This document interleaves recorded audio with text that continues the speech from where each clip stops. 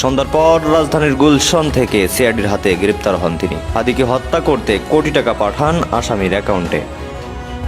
ইনকিলাব মঞ্চের মুখপাত্র ওসমান হাদিকে হত্যা চেষ্টার ঘটনায় বিএনপির স্থায়ী কমিটির সদস্য মির্জা আব্বাসকে আটক করেছে র্যাব। গতরাতে এক বিজ্ঞপ্তিতে র্যাব 10 জানায় দক্ষিণ কেরানীগঞ্জের হাসনাবাদ হাউজিং এলাকা থেকে তাদের গ্রেপ্তার করা হয়। মির্জা আব্বাস তো এই হত্যা চেষ্টার 1 নাম্বার সন্দেহভাজন। অবশ্যই হাদি মারা গেলে বা নির্বাচন করতে না পারলে হাদি, মির্জা আব্বাসের লাভ, সরাসরি লাভ। এই তদন্তে মির্জা আব্বাসকে জিজ্ঞাসাবাদ করা হবে, যতই খারাপ লাগুক শুনতে, এটা করা হবে। শুটারদের সাথে মির্জা আব্বাসের কোনো কানেকশন আছে কিনা খুঁজে দেখা হবে। হাদির আসন অর্থাৎ ঢাকা 8 আসনের ধানের শীষের প্রার্থী মির্জা আব্বাস। হাদি হত্যাকাণ্ডে সরাসরি জড়িত বিএনপির এই বর্ষিয়ান নেতা। এমনকি তিনিই নাকি ঘাতক ফয়সালের অ্যাকাউন্টে 127 কোটি টাকা লেনদেনের। সন্ধ্যার পর রাজধানীর গুলশন